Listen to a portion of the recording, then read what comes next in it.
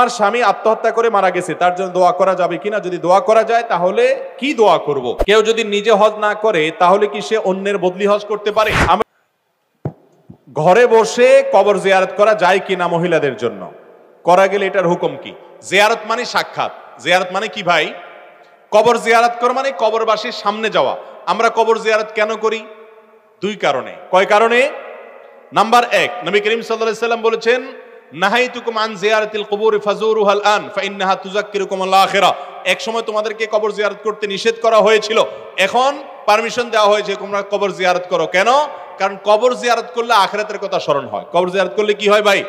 আখিরাতের কথা স্মরণ হয়, আল্লাহর কথা স্মরণ হয়, সেজন্য কবর জিয়ারত করতে হয়। ওখানে গেলে মরণের কথা মনে হয় যে আমাকেও আসতে হবে, নিজের লাভ। আর আরেকটা উদ্দেশ্য হলো কবরবাসীকে সালাম দেওয়া, তাদের জন্য শান্তির দোয়া করা। সালামুন আলাইকুম দারা কওমুল মুমিনিন, কবরবাসীরা তোমাদের প্রতি শান্তি বর্ষিত হোক, তাদের সাথে সাক্ষাৎ করা। তো এটা ঘরে বসে হয় না। মহিলারা ঘরে বসে দোয়া করতে পারেন মুর্দার জন্য, মুর্দার জন্য দোয়া করতে পারেন, অথবা কবরস্থানের ওয়ালের পাশ দিয়ে গেলেন তখনও তারা সালাম পেশ করতে পারেন। কবরস্থানে তারা গিয়ে জিয়ারত করবেন কিনা এটা নিয়ে ফুকাহাদের মধ্যে মতপার্থক্য আছে। হাদিসে আসছে লানাল্লাহু যাওয়ারাতিল কুবুর, এই হাদিসের ভিত্তিতে অনেক উলামা ইকরাম এটাকে মাকরুহ বলেছেন, অনেকে আর একটু কঠোরভাবে নিষেধ করেছেন, আবার অনেকে জায়েজও বলেছেন। তবে ঘরে বসে জিয়ারত করার কোনো সুযোগ নাই। আমার স্বামী আত্মহত্যা করে মারা গেছে, তার জন্য দোয়া করা যাবে কিনা? যদি দোয়া করা যায় তাহলে কি দোয়া করব? আত্মহত্যা করে যদি কেউ মারা যায়, এক হাদিসে আসছে সে ব্যক্তি জাহান্নামে যাবে, হাদিসের ভাষ্যে এও আছে সে চিরকাল থাকবে। কিন্তু এই হাদিসের ব্যাখ্যায় আহলুস সুন্নাহ ওয়াল জামায়াতের সমস্ত মুহাদ্দিসিন ফুকাহা ইকরাম যতজনের মতামত আমার নজরে পড়েছে, এটা আমি যথেষ্ট ঘাটাঘাটি করেছি, প্রায় সবগুলাই এই যে কেউ যদি এটাকে জায়েজ মনে করে ঈমান হারা হয়ে মরে তাহলে তার জন্য স্থায়ী জাহান্নাম। আত্মহত্যা করে মৃত্যুবরণ করা কবিরা গুনাহ, মহাপাপ। এরকম ব্যক্তির জন্য নবী করিম সাল্লাল্লাহু আলাইহি ওয়াসাল্লাম জানাজা পড়েন নাই। আত্মহত্যা করে মারা গেলে এলাকার ইমাম সাহেবরা, সম্মানিত ব্যক্তিরা জানাজা পড়াবে না, অন্যরা তার জানাজা পড়বে, যাতে করে অন্যরা আত্মহত্যা না করে, কারণ এটা বড় ধরনের কবিরা গুনাহ। তার গুনাহ আল্লাহ মাফ করবেন কিনা আল্লাহ ভালো জানেন, কিন্তু তার জন্য মাফ চাওয়া যাবে, আল্লাহর কাছে মাফ চাওয়াতে দোষের কিছু নাই। এরপরে প্রশ্ন হলো, কেউ যদি নিজে হজ না করে তাহলে কি সে অন্যের বদলি হজ করতে পারে?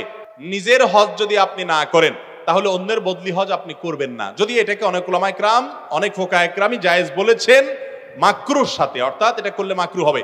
নবী করিম সাল্লাল্লাহু আলাইহি সাল্লাম এক ব্যক্তিকে, সুব্রমা, তাকে দেখে নবী সাল্লাল্লাহু আলাইহি সাল্লাম বলেছেন তিনি হজ করছেন, এবং হজ করার সময় তিনি তালবিয়ার সময় বলছেন, আল্লাহ এটা আমার অমুকের তরফ থেকে, সম্ভবত ভাইয়ের পক্ষ থেকে হজের নিয়ত করছেন। নবী সাল্লাল্লাহু আলাইহি সাল্লাম বলেছেন তুমি নিজের হজ করছো?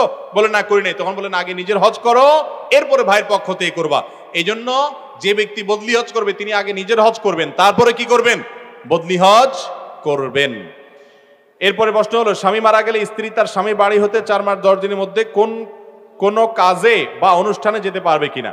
স্বামী যদি মারা যায়, স্ত্রী তার বাড়ি থেকে 4 মাস 10 দিনের জন্য বের হবেন না। একান্ত অসুস্থ হয়েছে ডাক্তারের কাছে, এই জন্য বের হবেন। ইমার্জেন্সি কোনো কাজে বের হবেন, শোক পালনের অংশ হিসাবে বাড়ির চৌহদ দিতে থাকবেন। এর মানে এই না যে গৃহবন্দী হয়ে থাকবেন, তিনি বাড়ির আঙ্গিনা, উঠানে, আশেপাশে ঘুরবেন, কিন্তু অন্যত্র যাবেন না। এবং সেই সাথে তিনি অতিরিক্ত সাজগোজ যেটাকে বলা সেটা করবেন না, স্বাভাবিক যেটা আছে সেটা করবেন। আর সুগন্ধি ব্যবহার, স্পেশালি সুগন্ধি ব্যবহার করা, এগুলো থেকে বিরত থাকবেন। অলংকার ব্যবহার করবেন না এবং বিবাহ বন্ধনে আবদ্ধ হবেন না 4 মাস 10 দিন। এটা হলো স্বামী মারা গেলে স্ত্রীর জন্য ইদ্যত পালনের অংশ হিসাবে এই কাজগুলো তাকে করতে হবে। আমরা রমজান মাসে রোজা রাখি, কিন্তু ব্যস্ততার কারণে ঠিক মতো নামাজ পড়তে পারি না।